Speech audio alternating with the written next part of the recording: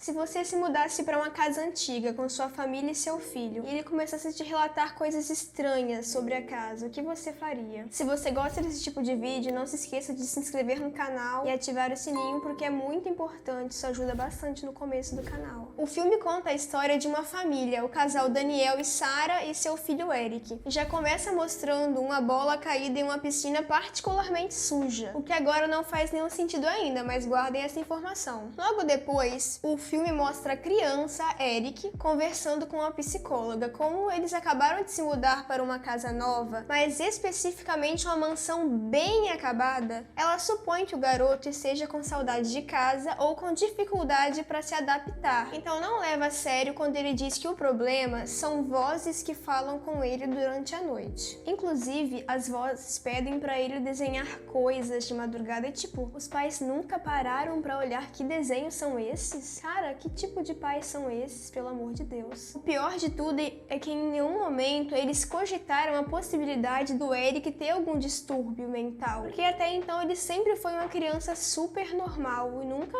falou nada sobre vozes ou ver coisas nas casas anteriores. Cara, sinceramente, se eu mudo pra uma casa bem estranha e antiga, a casa tem mais de 200 anos e meu filho fala que ele tá ouvindo vozes que impedem ele de dormir durante a noite, eu tenho que chamar uma psicóloga pra resolver, pra tentar descobrir o que o menino tem. Cara, eu acredito nele, porque se ele não tá nem dormindo, é melhor prevenir do que enterrar alguém. E eles não fizeram nada disso, eles só, tá bom, vai passar, deixa, sendo que ele nem tava dormindo durante a noite. Eles poderiam ter mandado o Eric pra casa dos avós, e no final do filme a gente percebe que ele tem os avós maternos. E tipo, cara, não custava nada. Eu sei que não é o ideal ficar longe do filho, mas cara, era bem melhor mandar o menino pra casa dos avós e manter ele bem, do que deixar ele numa casa que ele tava sofrendo. Cara, tem literalmente o desenho de alguém com um pulso cortado na parede do quarto do garoto. E ninguém olha pra parede, ninguém reparou que tem um desenho com pulso cortado na parede de uma criança de 8 anos. Que tipo de pais são esses? Nessa mesma cena dos desenhos, a gente consegue ver uma mosquinha passar voando, e acredite ou não, a mosca. A mosquinha é o vilão inicial do filme. Essa mesma mosca entra no carro da psicóloga, entra dentro do ouvido dela e faz ela perder o controle das ações e bater o carro. Mas, cara, a culpa nem foi tanto da mosca, porque, tipo, ela tava dirigindo, o rádio deu defeito. Minha filha, se o rádio deu defeito, desliga e assiste depois. Tu pode ouvir uma música depois. Agora, se tu morrer, você morrer, infelizmente já era, já não tem música. Foi o que aconteceu. Ela se distraiu e ela bateu o carro e ficou empalada num galho de árvore. O mais curioso é que o menino já tinha feito o desenho, não dela empalhada no galho de árvore, mas do galho todo pingando sangue, tava na parede do quarto dele. As vozes mandaram ele desenhar, mas cara, novamente ninguém viu o desenho. Que tipo de pais são esses? É engraçado que convenientemente ninguém avisou pros pais que a psicóloga havia sofrido um acidente e morrido logo após sair da casa deles, tipo, muito conveniente. Nossa, eu preciso falar alguma coisa desse roteiro? O garoto coloca o desenho na parede mostrando exatamente como a mulher morreu e ninguém olha. Meu Deus, que agonia. Por falar em roteiro, Galho empalou a cabeça no acidente, mas a mosca no ouvido dela não morreu. Super mosca, é? Na parede da sala tem uma rachadura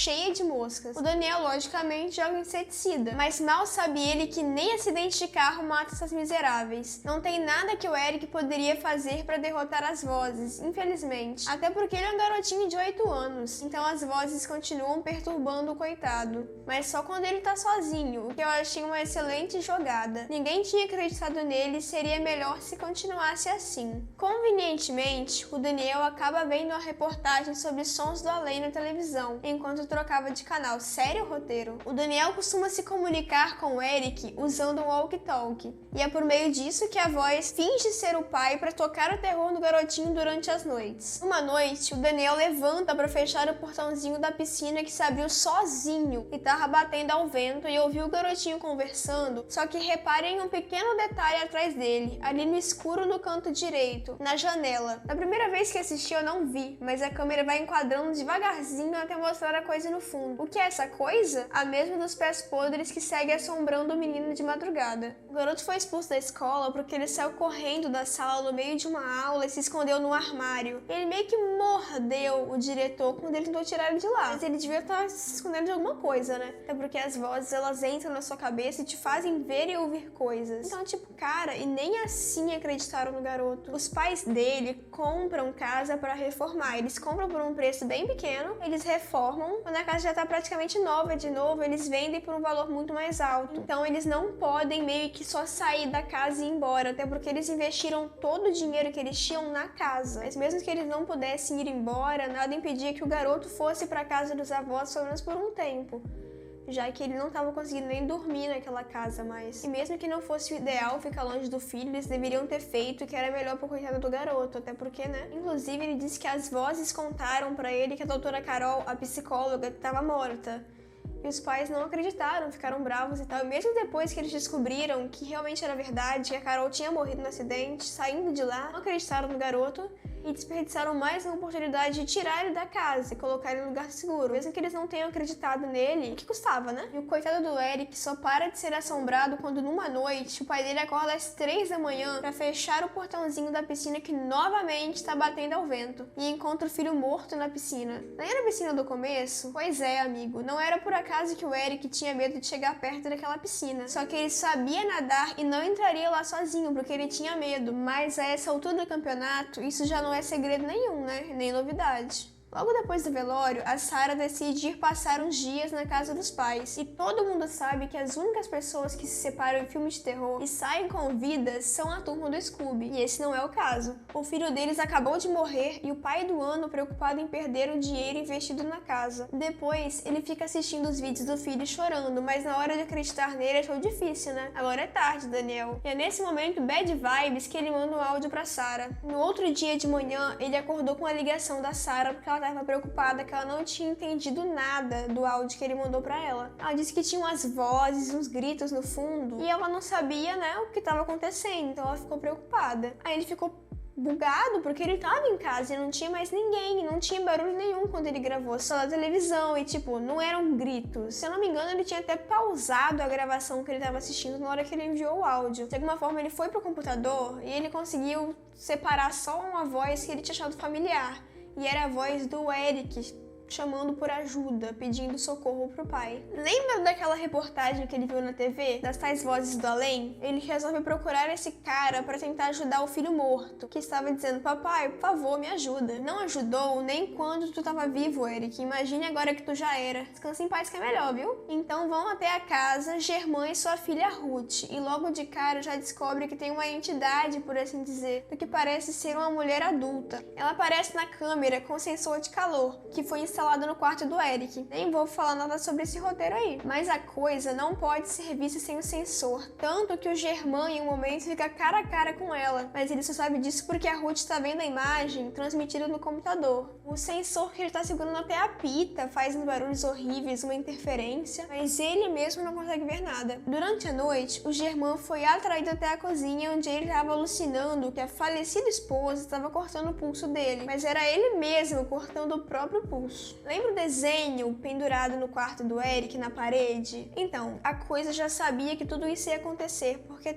ela pediu, né, obviamente, antes do Eric morrer, pra ele desenhar. Tipo, ela já sabia de tudo que aconteceu no filme inteiro, inclusive do final, ela já sabia que isso ia acontecer, então eu acho meio improvável derrotar ela de fato, mas eles poderiam pelo menos ter fugido, né? Não sei se funcionaria, até porque tem pessoas que vão embora e elas seguem a vida normalmente. A Ruth desce e impede o pai de se matar. Mas já posso contar um ponto pra vilã? É porque ela quase conseguiu, né? Ela tá tentando pegar um por um, muito sagaz. Tem senso de fofura também, deixou até um presentinho, umas pinhatas diferenciadas, enfim, 1 minuto de silêncio. A Sarah, na casa dos pais dela, recebe uma ligação do Eric pedindo por ajuda, dizendo que tá no quarto dele embaixo da cama e que o Germán tava tentando machucar ele, só que ele tava morto, né, amiga? Então, que diferença faz? Ela corre pra lá e morre, já que não era bem o Eric que estava naquele quarto. A câmera captou sim alguém no quarto, mas não tinha o tamanho de uma criança, coisa que ela saberia se tivesse se comunicado com eles. Ela já chegou brava. Quem é esse cara? O que ele tá fazendo aqui? Não perguntou nada, ela só subiu brava pro quarto. Ela é pega, então comandada pela mesma coisa que fez a psicóloga perder o controle do carro, que é a mosca que entra no ouvido. Enrola uma corda no pescoço e pula pela janela. Vozes 2, vítima 0. Enquanto isso, uma velhinha bem suspeita convida a Ruth pra entrar na casa dela falando sobre a Casa das Vozes, que elas sabem coisas e enganam, o que realmente é verdade. Elas entram na sua cabeça, literalmente, e descobrem coisas coisas para usar contra você. Eles descobrem que aquela casa antigamente era um tribunal da Inquisição, onde eles julgavam mulheres como bruxas e inclusive aplicavam as torturas ali mesmo, e as execuções grande parte das vezes, lá embaixo no porão. Lembra a rachadura na parede, cheia de mosca? Então, lá é uma antiga passagem que estava fechada que levava pro porão, só que ninguém sabia disso porque ele foi fechado muito antes deles se mudarem para lá. E eles só descobriram quando o Germain fez uma pesquisa na internet, descobriu sobre bruxas, sobre aquela casa, a história da casa, né? Foi lá embaixo que encontraram a suposta bruxa morta dentro de uma gaiola, com sinais de tortura na boca, que eram aplicados para pessoas que eram manipuladoras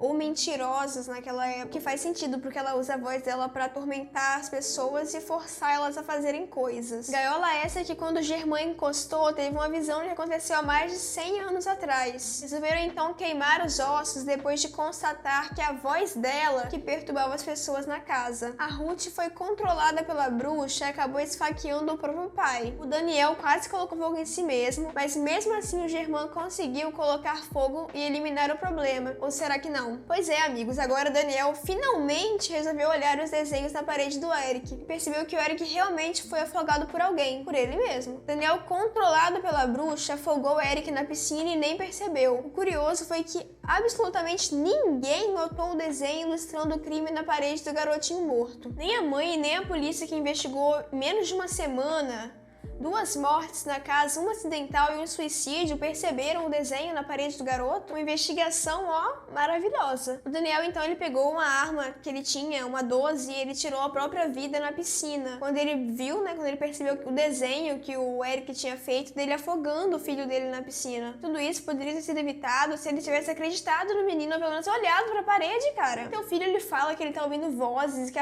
as vozes pedem desenhos bem específicos e macabros, e você nem olha que tipo de desenhos são esses, tipo, será que eles trabalhavam e tal, mas cara, era só olhar pra parede. Todas as mortes poderiam ter sido evitadas se eles tivessem olhado pra uma parede, se eles tivessem prestado atenção nos atos do filho deles, se eles tivessem sido pais, normais, responsáveis. Aí no final a gente consegue ver a bruxa no fundo, quando ele tá, né, atirando nele mesmo, aparece ela um pouco antes. Então é meio difícil afirmar com certeza se ela foi ou não destruída com aquele fogo. Provavelmente não, porque ela tava ali. E a Ruth, que tava só ajudando o pai dela a investigar esse caso, no final, na cena pós-créditos, aparece, né, que ela começou a trabalhar com isso.